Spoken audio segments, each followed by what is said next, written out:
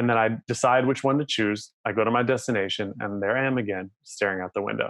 I'm thinking, God, like I should have just stayed back there. I was about to shoot this beautiful video, and I'm kind of zoning out.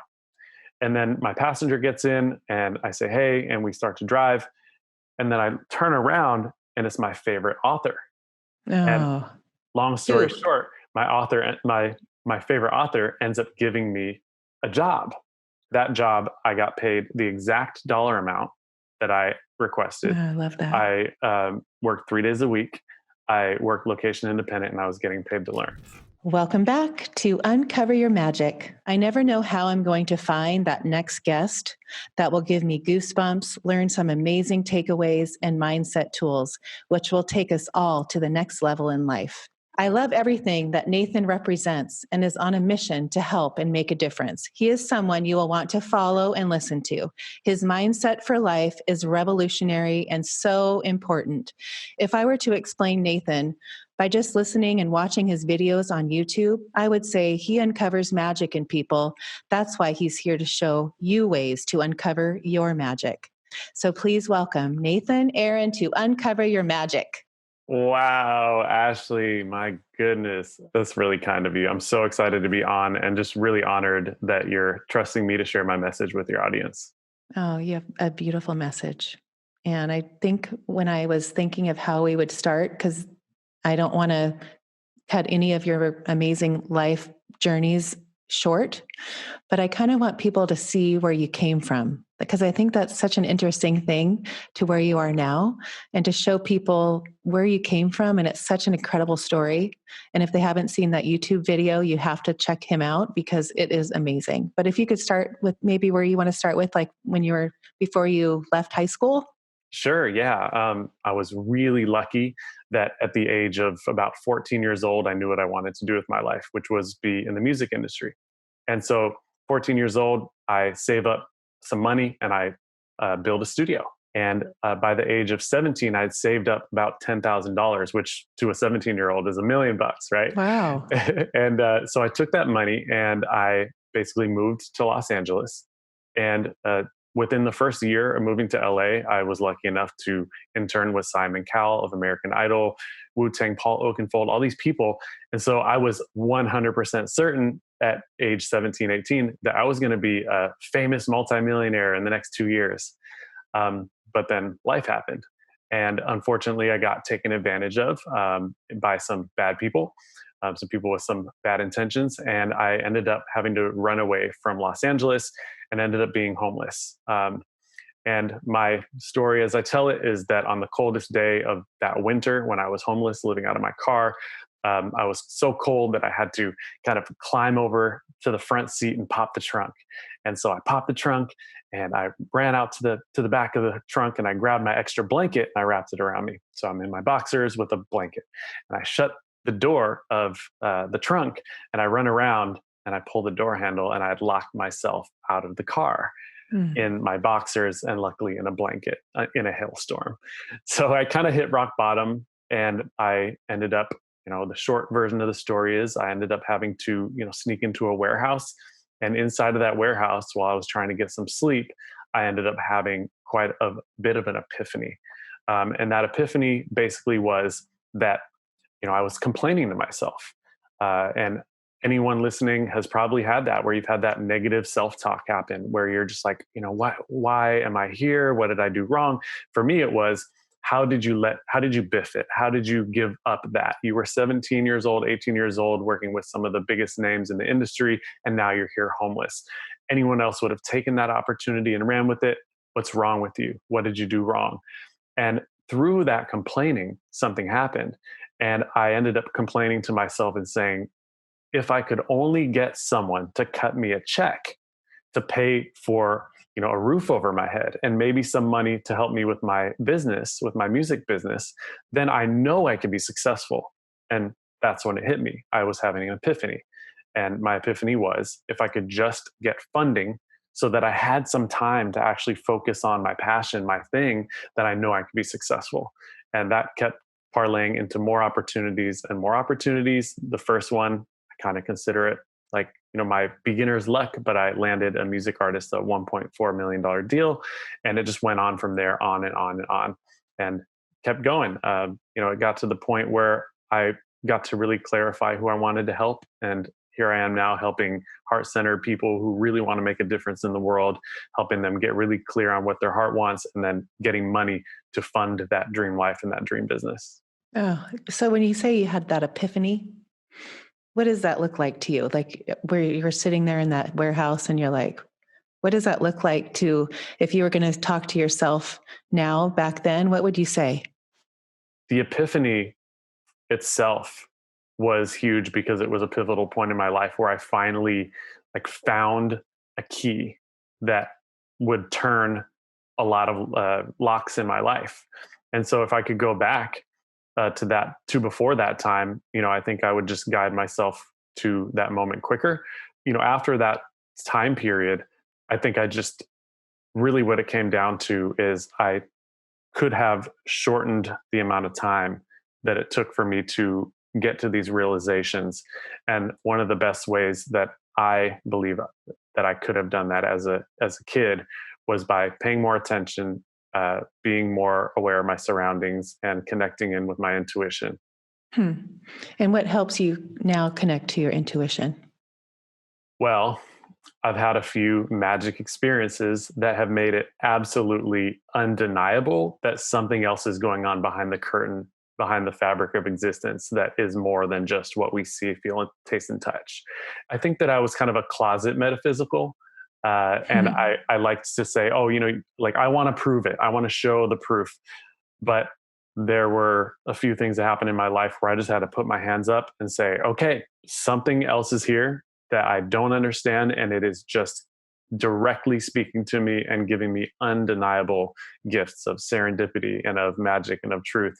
And since I've experienced all these, these amazing experiences, now I focus on the feeling, and I focus on the desires that I want are the feelings as opposed to the external things. Right. Yeah. But what, can you give me an example of one of those moments? Sure. Yeah. Yeah. So, through the path of my professional journey, I think what a lot of people do is they help themselves first, and then they get to a point where they are, stable financially, emotionally, all that. And then they start helping others. Me, I'm, by nature, a people pleaser, the type of Mm-hmm. person that, especially when I was younger, people could take my kindness for weakness. And so what I did was I helped others, even when I was homeless, even when I had no money, when I could barely afford a burrito. I was, recording people's albums for free, and, doing my best to help people, giving people guidance. And I didn't even have my own two legs underneath me. And so basically what I ended up doing was, by helping all these people, I spent a huge portion of my life giving, giving, giving, giving. And I feel like there was this kind of karmic dam that just burst open one day. Hmm. And the crazy part about it is, and anyone who's listening to this who's experienced serendipity and magic, the crazy thing was, it happened the moment that I decided to stop doing what I thought I had to do and start doing what I knew, quote unquote, knew that I Mm-hmm. couldn't do, what I wanted to do, the thing that I thought for sure that was not possible. Oh, I can't make money doing that. That's just having fun. And I'll tell you a little story about one of those experiences. Interestingly enough, um, if anyone has ever had a relationship with, maybe a romantic relationship, where you give your partner feedback and you ask that person, hey, I have a request. Can you maybe try this instead of that? And then a day later, they do the same thing that you asked them not to do. Well, the reason that, as we all know, that happens is because it takes time and patience to build something, especially between two people. I think the same thing happens between us and the universe, between us and God, between us and our just spiritual counterpart. And so when I first started doing the thing that I knew I was supposed to be doing, I was on a live event, a live digital event, and I lost my voice when I first Hmm. decided I'm going to speak my truth.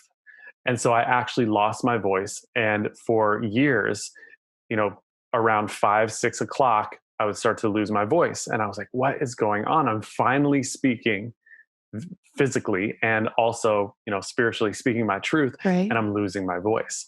So that Huh. started happening.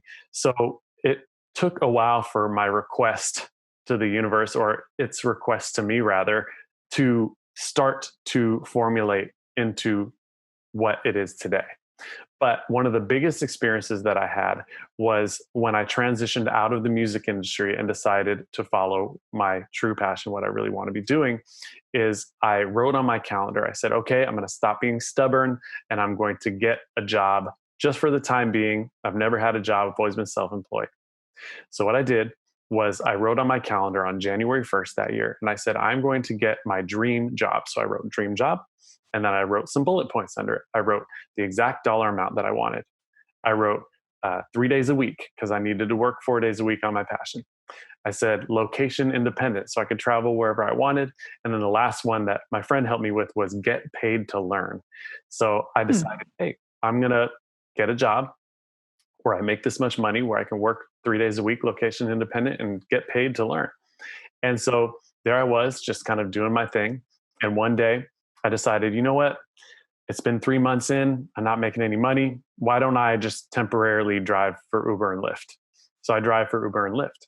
And one day I decided that I woke up that morning and I just kind of was floating with, like, you could hear a pin drop. There was so much thickness of energy in the room. And so I just took a nice, calm, quiet, silent breath.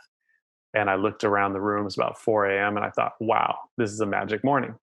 I get in my car. I go start driving. My first conversation that I had was with, I think it was a professional football player who had just lost his father. I drop him off at the airport, and, big, strong, macho guy. And he Hmm. gets out of the car, and then he peeks his head back in the window and he says, hey, man, uh, not really one to talk about my feelings much, but I want to let you know that what you said in the car today is going to change the way that I see my father's death forever. And then just shuts the Ah, door before I can respond and walks huh. off. So I take a big breath, like, wow, this is a great day. Then I go back into town and I park my car and I just stare out the window and I think to myself, I don't want to work anymore today.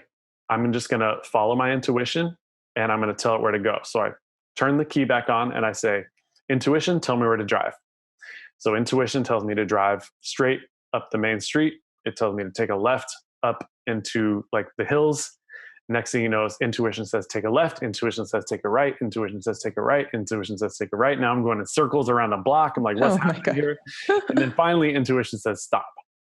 So I park the car and I'm getting ready to get out of my car. And I pull the door handle on the car and I'm thinking, I don't even know why I'm up here, but I might as well shoot a little video because it's beautiful up here. So I go to open the car door and my Uber and Lyft app both go off at the same time, which have been off for a good half hour. So they like Huh. magically just turned back on and they requested that I pick two people up. So there I am deciding, do I take these or not? And I decided, okay, whatever. Maybe I'm not supposed to be here right now. And so I end up having both apps and I need to quit one, swipe one up. And I'm like, which one do I quit? I don't know. Should I quit Uber? Should I quit Lyft?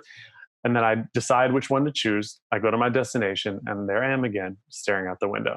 I'm thinking, God, like I should have just stayed back there. I was about to shoot this beautiful video and I'm kind of zoning out. And then my passenger gets in and I say, hey, and we start to drive. And then I turn around and it's my favorite author. And Oh. long story Who? short, my favorite author ends up giving me a job. And he basically says, everything that you're doing right now is exactly what I have been looking for. And there's so much serendipity. And I'm so excited to hire you. That job, I got paid the exact dollar amount that I Oh, requested. I love that. I worked 3 days a week. I worked location independent and I was getting paid to learn. And It who was was the amazing. author? I have an NDA, so I can Oh, you tell you do? after the show. Okay. Oh, that is so amazing. I love that. It's those moments, those synchrodestiny moments, right? That Yeah. if you just follow that, your heart, and you follow that little nudge and you just keep going Hmm. and just trust that it's going to, anything, any situation. I try to tell that to my daughters, like, just go and keep following that feeling Yeah. and just watch what the universe will bring you, because it's all there for you. Mm-hmm. I always say the word blinders, but when you're really tapped in or tapped in, tuned in, turned on, Mm-hmm. I love that. And I always say that to the girls. It just can't, it just unfolds so beautifully. And you just explain that story. I love it Thank you so so much. much.